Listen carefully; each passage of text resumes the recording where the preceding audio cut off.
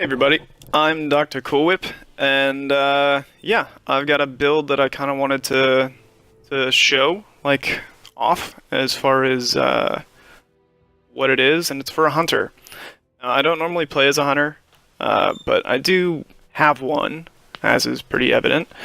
And Xur was selling an exotic piece this week called the Frosties. I used to use these before in comp when I was solo queuing in Season 3, and I thought that they were pretty good.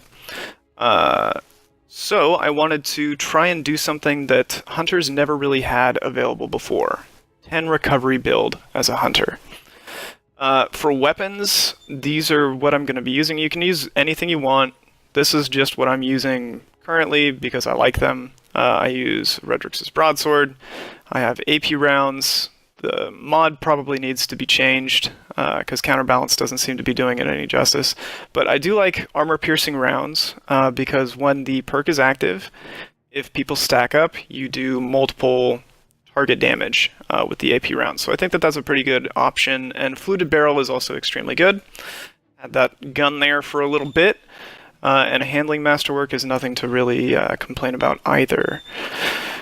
So I'll be pairing this with the Eikelos SMG, which is still fairly decent. You can also pair it with anything else. My other favorite pairing for that one particular broadsword, because of its high handling coefficient, is the Subtle Calamity. So you get a headshot pick with this, switch quickly over to the broadsword, get a headshot pick with the broadsword, proc Desperado, and then proceed to slay out.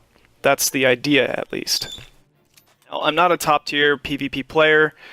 I'm not ever going to be comparable to anybody that you would ever watch as far as top-tier gameplay goes. Every once in a while, I have a pretty decent game and I put some good stats up on the board. And I do have some footage later on that we'll go over, but for now, we'll just continue talking about the build. We're going to be using the bottom tree of Arcstrider, which is called Way of the Wind. It's a really nice class. Combat Meditation recharges your abilities when you're critically wounded. Lightning Reflexes, you're harder to kill while you're dodging, you get a small shield. And then you recharge your dodge as you sprint, and your sprint is increased, as well as Disorienting Blow. Now, I will make a note about Disorienting Blow. It's a stunning effect melee, and what you can do with it, I'll talk about later. So since we're using Redrix's Broadsword, I tried to find a piece of armor that synergized with that. I could use Enhanced Impact Induction if I feel like going the ability route, because I will have more ability uptime available to me despite not having any cooldowns.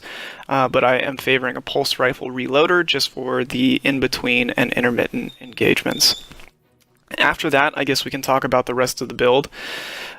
Using Frosties, I'm using Grenader just because dodging will be up quite often. Grenader itself at base, when it's not enhanced, doesn't provide a lot of energy towards your actual grenade energy, but it does help anyways. And since I'm not using a fusion rifle and I'm not using a hand cannon, Bomber seems like the obvious choice there. As far as Scavenger or Finder perks go, I'm not using a scout rifle, and I think that special ammo doesn't really drop the same way it does in PvE. So we're not going to worry about that because that's what the role is. I think that these are pretty much a PvP exotic for the most part, but they do pair really well with the bottom tree of Arcstrider. I tried it out with a couple of other builds, but I just really like Way of the Wind. I've always liked Way of the Wind, so I will be using that. And I think that that's a fairly decent choice. Now, for the cloak, I'm focusing on Better Already, and since I have a high recovery rate, picking up an orb is essentially just getting to full health really quickly. You'll note that I have a hand cannon scavenger there, as opposed to something else. I think that that's actually a pretty decent perk if you're considering PvP and Luna's Howl having drop mag. If you have a hand cannon scavenger accessible in your class item, that may be very beneficial when you do have your Luna's Howl that has drop mag. Now, as for the chest, we have a pretty versatile, flexible piece here that has synergy with a lot of other different archetypes of weapons. Unflinching Light Arms synergizes the most with our SMG currently, but we have Unflinching Shotgun if we decide to go with Chaperone, and Enhanced Unflinching Sniper Rifle Aim if we decide to snipe. Now, if we look back at our arms, we will note that we have a Sniper Scavenger perk available there, so we have a little bit of added sniper synergy, And as far as the helm goes, we have some super generation with fusion, as well as fusion rifle reserves, and an ashes to assets perk. The bow targeting perk is really not the biggest deal, but I'm using ashes to assets because we'll have access to our grenade. Arc bolt grenades are actually pretty decent. They have a pretty fast cooldown, and they have potential to do a lot of damage to a lot of targets, as well as kill targets, and that will be aiding in our super generation for this particular build, since we don't have access to that in any other way. So since we're not using any super cooldown mods or anything of the sort, we will rely on the orbs that we generate from our weapons that are masterworked, as well as getting kills, as well as the orbs that are generated by our team from their supers to get to our super faster. The upside that we are getting is just having more presence, ideally, in the map by having a higher recovery stat, while also having and maintaining a really high mobility stat. Now in the background, what I'm showing is that we could modify this build to focus on sniper synergy on the fly. I have another helmet piece that I use with another build that also has a recovery mod, but we could also switch that up, go with a sniper-esque type of build, and have some synergy there. So it's nice to have flexible pieces that do multiple things. I like to take my time when I'm assessing an armor piece before I put a mod in it, and make sure that there's multiple reasonable avenues of potential lines of play built into the armor piece before I mod it. I don't like to mod armor pieces willy-nilly because they're very expensive. Anyways, back on the topic of ability regen and so on and so forth, supers will be reliant again on our teammates. I think that the Arcstrider super is a very brief super, and I think the Blade Barrage is also very effective. I like using Tether, surprisingly, because as a hunter, Tether does lock down quite a few of the more powerful supers that are roaming. It locks down Dawnblade, the Ursa Furiosa Titans, it locks those down. It locks down Nova Warp. It locks down other Arcstriders. It locks down pretty good amount of things. So if you're going to be using Hunter class, I think Tether is actually still extremely viable, especially the invisibility on dodge is very good. Now, I said earlier that I wanted to mention something while this is all going on in the background about the melee ability that is on this class. The Disorienting Blow has a stun effect built into it. And what that stun effect is capable of doing is short-stopping Titan shoulder charges. So there's an added upside to running this class if you're fighting a lot of Titans that are using shoulder charge. Shoulder charge is very popular, it's very strong, but if you happen to melee a Titan that's in the animation of shoulder charge, you can actually stop it and survive. And that's kind of a nice thing, because they're expecting to kill you, and then you can just triple jump above them, spray them down with an SMG, and then that's basically that fight over.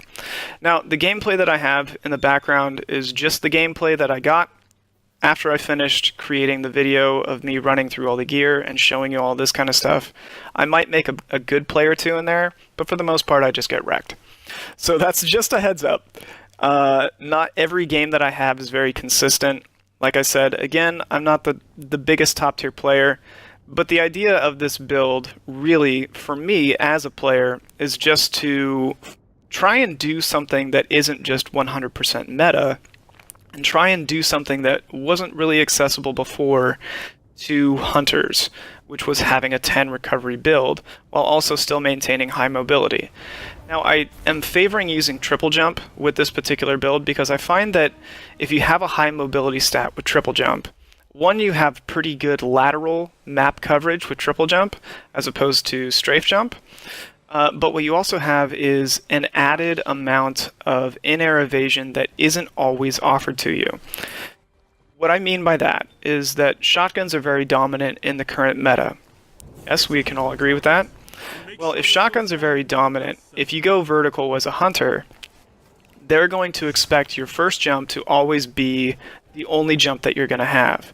And if you can land another jump in the air, most people don't play on a high sensitivity, so they won't be able to react to your counterplay, which is the additional jump while you're aggressing. Triple Jump also has a couple of different mechanisms that work with different archetypes of weapons. Triple Jump with a precision hand cannon. If you jump simultaneously while firing the trigger, you can backpedal or forward pedal while triple jumping and hip firing a precision hand cannon every time you jump. So you can land 3 shots while being evasive and then follow up when you hit the ground and dodge out of the engagement. It's a very fun and interesting way to play. I also like using triple jump when I'm using a bow because the hunter jump doesn't cancel out the draw mechanism of a bow. You can hold your bow draw while you're in midair, and triple jump allows me to get more access to more visibility and airtime on opponents that are on the other side of the map and so on and so forth. So I do like using triple jump quite a bit. I use it with stompies every once in a while, and you'll note in the background that I do get very frustrated because I was playing like utter garbage. Anyways, not focusing on me and my play style or my play, I think I've had a couple of games where this build has actually been really nice. I did get a 16 kill streak game. I was just shy of getting we ran out of medals with this, and that's mainly because the high recovery on maps that don't have large lanes like this, on close tight maps where you have access to cover, and this actual play right here is a good example of how the 10 recovery is pretty nice. You can jump, get elevation. They're still basically at half health, and I'm able to close in from an elevated point, and then also finish off one of them while my teammates came in and backed me up. And I was only really able to do that because my health was much higher than theirs when I decided to engage, and I was able to re-engage faster than they could because my health was much higher. So I do like running the 10 mobility or the 10 recovery build. Feels pretty good. I also like the dodge on this particular subclass because it does reduce the amount of damage that you take while you're trying to be evasive and get into cover. And getting into cover is really what you're trying to focus on. It's tactile aggression and then getting into cover so you can re-engage quickly and then put damage onto the field with either your grenade and clean up with your grenade and then get a little bit of super energy from your grenade kills, or be evasive and aerial and aggressive and all that kind of stuff. Now again, like I said, in the background, the footage itself is kind of bad because I'm not the best player. I will admit that. And I also main a warlock, so I'm not really completely used to not having blink. But the character that I play the second most is a hunter, and I don't really spend any time on a Titan. I'm sorry for all of you Titan mains out there. Now, I should have died to that shoulder charge, but I'm glad I didn't because shoulder charge is very strong, and I'd prefer to not die to shoulder charges. I think that shoulder charges are a good and well-balanced mechanic because you are inclined to run in and you are forced to engage in ways that will put you at a disadvantage as far as your health goes if you're running into a group of people. But I also think that having a targeted melee ability that makes you close the gap with somebody while you're taking damage and rewards you for closing that distance is a good thing. I think the shoulder charge is a good mechanic in the game, but I don't like dying to it. Anyways, so to continue talking about this, as far as subclasses go, I think that Way of the Wind is really nice, but it doesn't have that kind of potential. It doesn't have Blade Barrage kind of potential. Blade Barrage is just fire it and it's done. It's a way better version of Nova Bomb because you don't even have to aim it, and its animation is quick, responsive, and the knives do all of the work for you. It does a ton of damage, shuts down every super on the map. Whether it's Nova Warp, Ursa, it doesn't matter. If you hit it with, except for the a well-timed block with the Middle Tree Arc Strider. That's the only super it can't really shut down. But it can shut it down if you hit them high enough. But the point is that if you're looking at comparative supers for this particular subclass of Arc Strider, I think that its version of the super has the least amount of potential, but at the same time it also has the best staying power.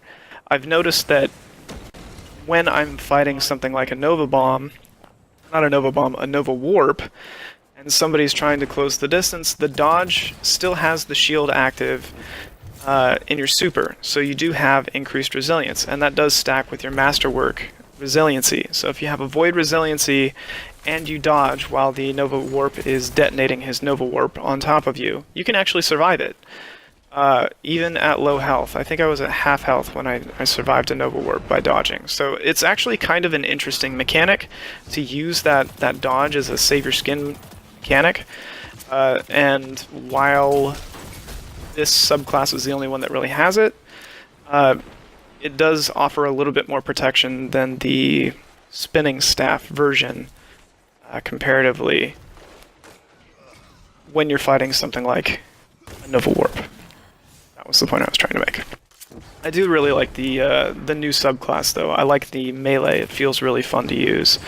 Sliding in and then triple jumping up on top of somebody and landing some crits while you're in the air and they're a little disoriented and don't know where you are. It feels really rewarding. Anyways, so for the most part, I really do find that this build is going to be one of those builds that if you are good with it, and if you practice your movement, and if you practice using weapons more reliably, and you're not focused entirely on aggression, and you're not focused entirely on bad positioning, and you're not focused entirely on just showing off a build, like I was in this clip, you might find that it's actually a fairly effective means of winning games. I've been thinking about taking it into comp and seeing how it performs there. Even with the way that it's set up, with Redrix's and with the... oh, see, there was the shortstop that I was talking about. Even with Redrix's and the Ikelos SMG, I think that might be an interesting thing. The Ikelos is pretty decent against shotguns, but there is... Well, I say that, and then at the same time I get killed quite a bit by shotguns when I'm using the SMG. So it's a little hit and miss. It doesn't outperform shotguns by any means, and it does require a certain level of aggression that is on par with shotguns as far as closing the distance and so on and so forth, but it can be good and it can be bad. I think it has more potential for killing multiple targets than a shotgun does, depending on the shotgun that you're using, but as a well-rounded counter weapon, it's not too bad. And it does reward aerial combat, which is very good as well.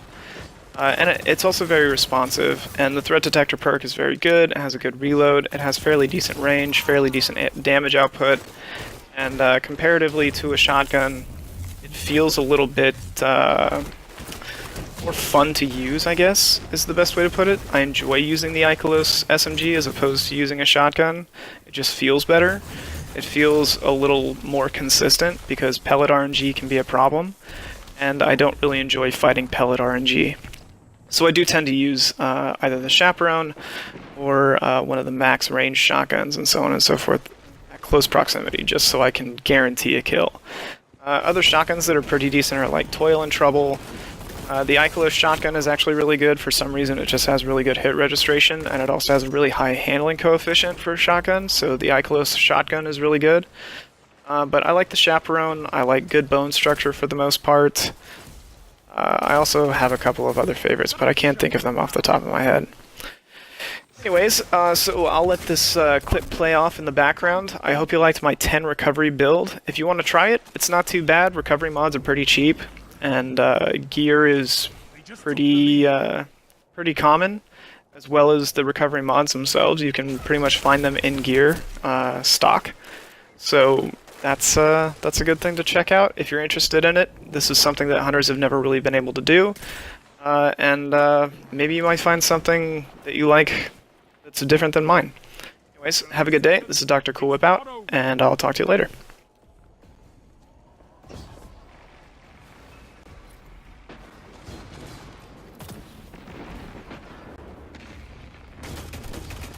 You're in the lead.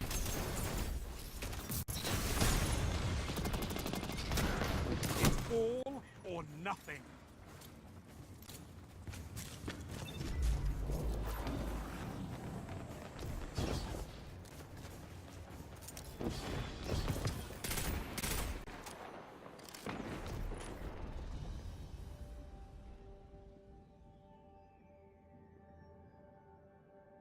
You look death in his beady eyes and you spat in them. You fiend.